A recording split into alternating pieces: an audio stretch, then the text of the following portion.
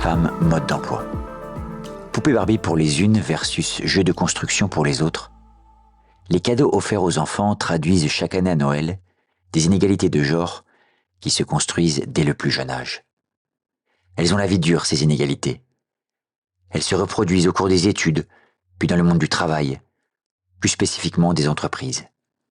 Inégalités salariales, inégalités de carrière, inégalités dans la composition des membres des comités de direction.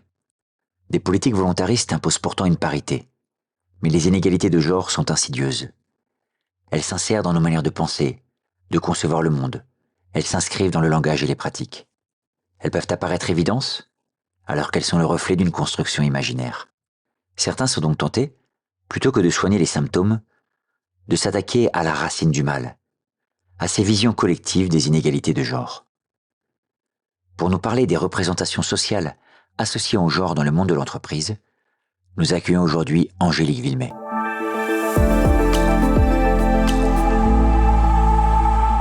Alors bonjour à tous, bienvenue pour un nouvel épisode des Crégocast. Aujourd'hui, j'ai le plaisir et l'honneur d'être avec Angélique Villemet. Angélique, bonjour. Bonjour. Alors est-ce que tu pourrais te présenter en quelques mots ? Alors oui, donc je m'appelle Angélique Villemet, je suis maître de conférence à l'IAE de Dijon depuis 2 ans, en sciences de gestion et spécifiquement en gestion des ressources humaines. Qu'est-ce qui t'a amené finalement à t'intéresser aux ressources humaines, à rentrer dans le milieu de la recherche ? Alors moi en fait, donc c'est une reconversion professionnelle. Donc j'ai travaillé en fait en entreprise avant et j'étais consultante et donc il y a une problématique spécifiquement sur l'égalité professionnelle qui m'a donné envie en fait de faire une thèse et voilà, c'est comme ça que je suis rentrée dans ce milieu-là. Donc Angélique, tu t'es mis à la recherche après cette reconversion professionnelle. Est-ce que tu peux nous dire les thématiques que tu as traitées en arrivant finalement dans le milieu de la recherche ? Oui, alors moi je me suis intéressée aux représentations sociales, donc toujours sur les problématiques d'égalité professionnelle femmes-hommes, puisque justement donc on constate une persistance des inégalités professionnelles. Moi je me suis intéressée en fait à l'unité d'analyse sur lesquelles se base la grande majorité des préconisations d'outils de gestion, et c'est-à-dire le stéréotype de genre. Et je me suis dit, tiens, peut-être que c'est peut-être pas la bonne unité d'analyse. Voilà, oui, c'est-à-dire qu'en fait, on a l'impression qu'il y a beaucoup de discours qui sont produits sur une nécessaire égalité entre hommes et femmes, mais que dans les faits, les choses changent peu. Et donc toi, tu nous dis que c'est parce qu'il y a des stéréotypes très ancrés ? Oui, en fait, les stéréotypes de genre, donc, ils ont une valeur, un rôle identitaire. D'ailleurs, les enfants, en fait, comprennent les stéréotypes de genre avant même de comprendre les différences anatomiques. Donc, c'est quelque chose qui est évidemment très, très ancré. On construit notre identité par rapport à ça. Et donc, je me suis dit que peut-être c'était pas la bonne analyse, la bonne unité d'analyse, et qu'il fallait peut-être prendre un peu plus de recul et s'intéresser aux représentations sociales, qui sont en fait une structure cognitive, donc une pensée un peu plus globale que simplement juste un élément cognitif que serait donc un stéréotype de genre, et qui permettrait d'avoir une vision d'ensemble. Voilà. Très bien. Et donc, comment tu as traité le problème en termes de recherche ? Tu es allé voir ça comment, où, avec quelle méthode ? Du coup, je me suis intéressée à la théorie d'une centrale d'Abric, qui est une l'approche structurale en fait de la théorie des représentations sociales de Moscovici. Et alors, est-ce que juste tu pourrais nous rappeler, parce que Moscovici, c'est pas forcément. C'est pas le ministre. C'est voilà, l'autre, c'est son père.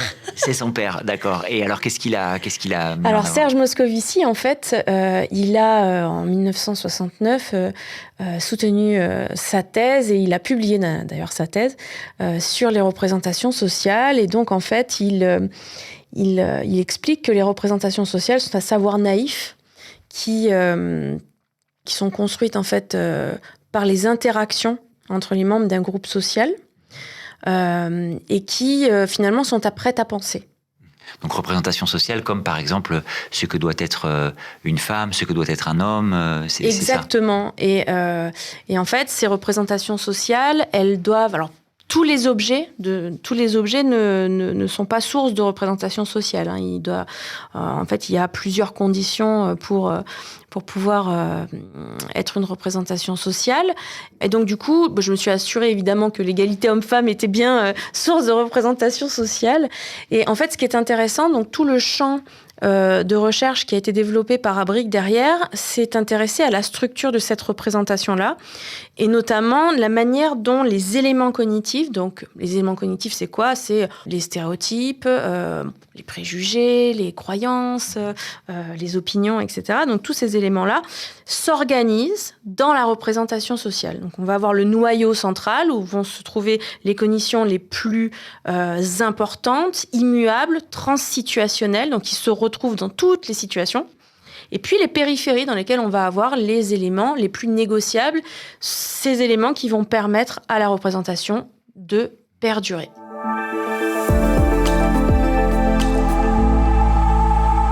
Et donc dans ce noyau central, par exemple, si on applique ça aux hommes et aux femmes, qu'est-ce que c'est qu'une représentation du noyau central pour être un homme ou être une femme ? Ça correspond Alors à quoi ? ça bouge en fait. C'est ce que je montre dans ma thèse en fait, c'est que il est important d'adopter une approche sociologique de l'étude des représentations sociales parce qu'on n'a pas tous les mêmes représentations sociales sur un objet.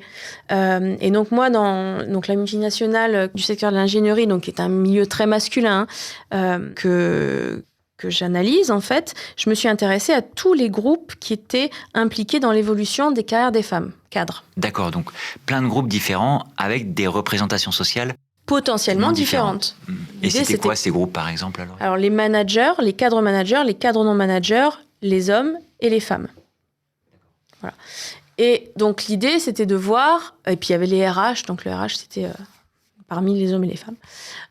Et l'idée, c'était de voir si, justement, il y avait une différence dans leur représentation sociale, dans la structure de leur représentation sociale, ce qui était le cas, alors notamment dans les périphéries, un petit peu dans le noyau, mais c'était vraiment, on va dire, anecdotique, même si certaines différences étaient à adresser.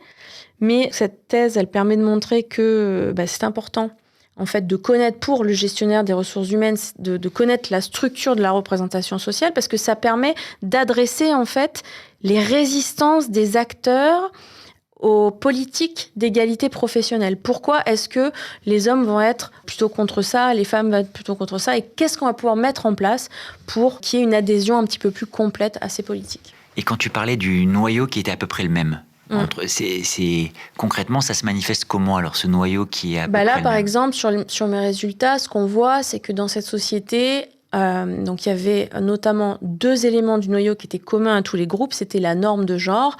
Donc s'il est plus difficile pour les femmes d'évoluer dans ces métiers, donc c'était le stimulus que j'ai testé, c'est en raison de la norme de genre. Donc, les femmes sont à la maison, la division sexuelle du travail. Les femmes sont à la maison et les hommes donc sont pourvoyeurs des moyens d'existence, donc au travail. Donc ça, c'était partagé. Ça, c'était partagé par tout le monde. Comme un noyau central. Et l'autre condition partagée, c'était la moindre disponibilité des femmes en raison de leur rôle de mère. Voilà. Donc par rapport aux préconisations que je propose, donc évidemment, on ne va pas pouvoir adresser directement le noyau, parce qu'en fait, si on adresse directement le noyau, on a des mécanismes de défense qui sont la réfutation et la rationalisation qui vont se mettre en place. Et c'est très, très puissant comme mécanisme de défense.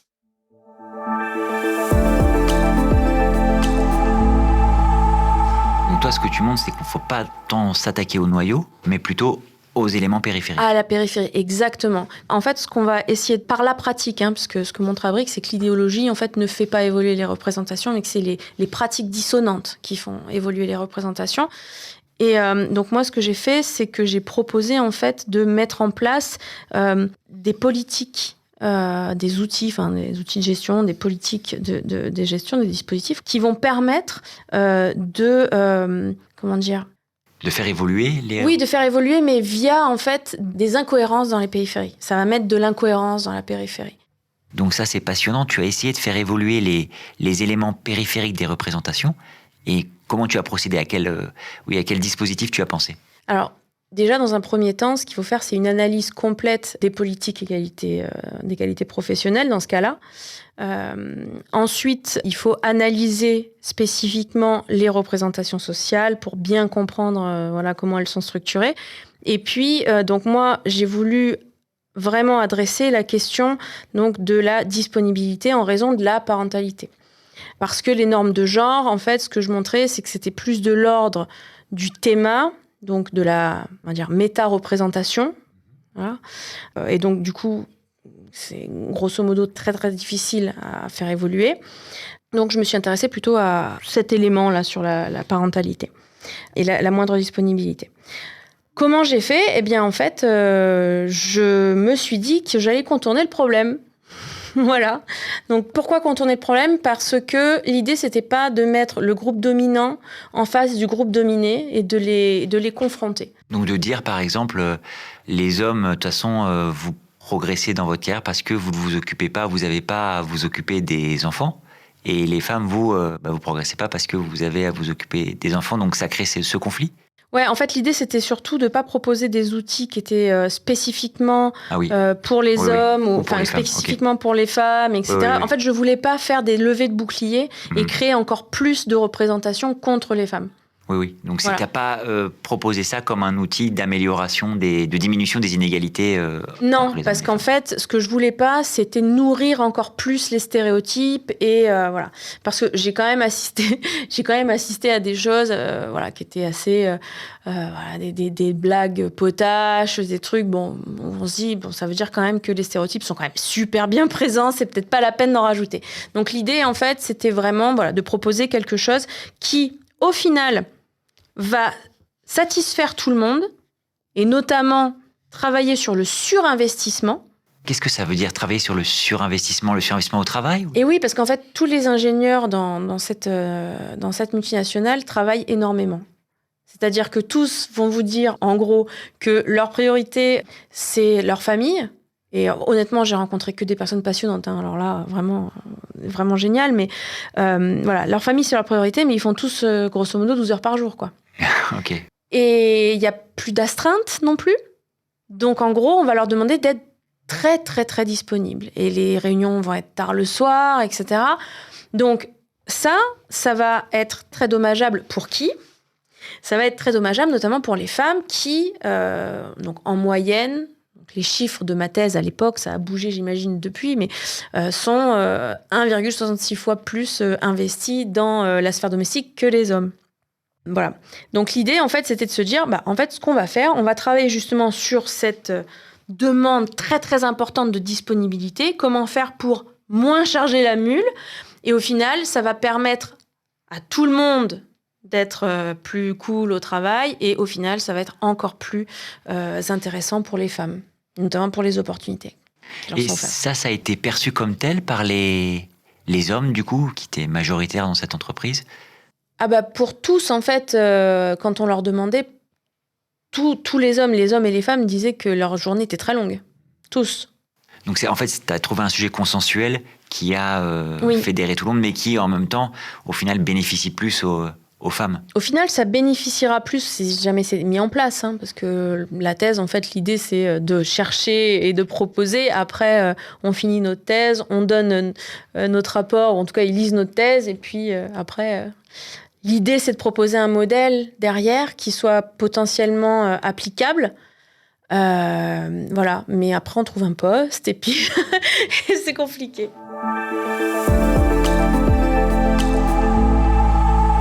Très bien. Donc, en fait, l'idée, c'est d'avoir ta grande théorie, c'est de modifier les représentations sociales en s'attaquant aux éléments périphériques plus qu'au noyau central. En fait, l'objectif vraiment de mon travail, ça serait, donc maintenant que j'ai un petit peu plus de bouteilles et que j'ai un petit peu plus de temps pour vraiment y penser, c'est de proposer un modèle facile d'application pour les entreprises, pour les praticiens, pour analyser les représentations, pour qu'ils puissent eux-mêmes mettre en place ce genre d'analyse et ensuite de pratique au sein de leur entreprise. Voilà, c'est ça que je voudrais faire. Parce que la méthode que moi j'ai mis en place, elle est quand même assez lourde. Donc il faudrait trouver... Mais ça, je voudrais le faire avec des psychologues sociaux Parce que moi, en fait, ma méthodologie dans ma thèse, je l'ai fait valider par un super chercheur en psychologie sociale qui est Pascal Molinaire et qui a eu la gentillesse de le faire. Voilà. Et c'était quoi ce protocole alors du coup ? Donc en fait, j'ai mis en place alors plusieurs méthodes. L'idée, c'est de vraiment, pour que mes propres représentations pèsent le moins possible sur les résultats, parce que c'est compliqué quand tu analyses en fait les représentations des gens. J'ai mis en place le réseau d'associations de DeRosa. En fait, ça permet vraiment à partir d'un stimulus qui peut être n'importe quoi. Ça peut être une phrase, une image, même une odeur, un film ou peu importe. Bon, là, c'était une phrase. Ça permet d'avoir des évocations, de recueillir les évocations des gens. Ça permet, ces évocations, d'avoir leur ordre d'apparition, ensuite de hiérarchiser tout ça, et puis ensuite de faire polariser les mots. Est-ce que c'est positif, négatif ou neutre selon vous ? C'était quoi donc cette phrase de nouveau ? C'était, tu l'as dit peut-être ? C'était selon vous. Alors il y en avait deux. Selon vous, pourquoi est-ce que les femmes ont plus de difficultés à évoluer sur vos métiers que les hommes ? Posé à tout le monde. Posé à Hommes et tout le femmes. monde. Ok. Et la deuxième ? La deuxième, c'était selon les Français. Pourquoi est-ce que les femmes ont plus de difficultés à évoluer sur vos métiers que les hommes ? En fait, l'idée, c'était de poser exactement la même question, mais de déplacer. Oui, ça s'appelle la technique de substitution, donc de Guy Méliès-Deschamps. Et en fait, ça permet de switcher le point de vue pour aller analyser la zone muette, ce que les gens ne veulent pas dire, par biais de désirabilité ou... Et donc ils le disent en se cachant derrière les Français ? Exactement. D'accord. C'est vraiment génialissime. Ils ont fait un article absolument passionnant sur la représentation des gitans. Enfin bon, trop bien. Après, c'est des chercheurs que j'adore lire. Enfin, tous ces gens-là, moi, ils me passionnent. Donc, une fois qu'on a tous ces éléments, on fait donc une analyse prototypique. Où là, justement, va ressortir les différents les éléments du noyau, des périphéries, etc. Et derrière, on va faire un test de centralité des éléments. Alors, on va faire un questionnaire a posteriori à toutes les personnes qui nous ont répondu pour bien vérifier que les éléments du noyau sont transsituationnels. Ça veut dire qu'il s'applique à n'importe quel cas ? N'importe quelle situation, parce que c'est vraiment la chose importante Du noyau. Du noyau, ouais. Il faut absolument que ce soit immuable. Très bien.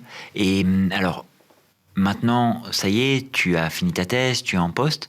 Est-ce que tu as des nouvelles de cette entreprise ou est-ce que tu cherches à justement, pas breveter, mais mettre en application un peu ces recommandations qui sont quand même très, très concrètes, quoi. Tu as un outil de gestion que tu pourrais mettre en place. Alors, ça fait pas très longtemps en finale que j'ai soutenu, parce que j'ai soutenu en 2021. Donc non, là je suis encore en phase de valorisation de mes travaux de thèse. Et après, j'ai un peu switché sur d'autres sujets comme le management responsable, etc. Donc en ce moment, je suis plus en train d'essayer de publier là-dessus. Voilà. Mais j'ai quand même dans l'idée, ce que j'aimerais vraiment faire, c'est faire un projet d'ANR. Mmh. Donc ANR, c'est Agence nationale de la recherche. Ouais. Donc jeunes chercheurs, pour justement un projet pour essayer de trouver comment modéliser de façon simple ce genre d'études à la destination de personnes, on va dire, lambda. De managers dans les entreprises. De managers, voilà, de non-spécialistes. Et ça, j'aimerais bien faire... parce que moi, le pluridisciplinaire, c'est vraiment mon dada. Enfin, je viens d'un laboratoire qui est connu pour ça. Et donc, du coup, j'aimerais vraiment faire ça avec des psychologues du travail, psychologues sociaux, etc. Ça me plairait beaucoup, beaucoup.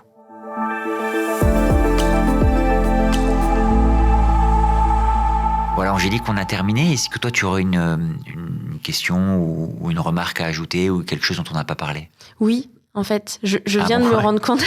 Je viens de me rendre compte, en fait, que ce n'est pas du tout le test de centralité des éléments, c'est le test d'indépendance au contexte, et c'est Lomonaco et al. Qui l'ont théorisé en 2008. Et donc, écoute, j'ai honte parce que je me suis trompée. Écoute, merci beaucoup pour la rectification, en tout cas. Merci beaucoup. Merci. Allez, au revoir. Au revoir.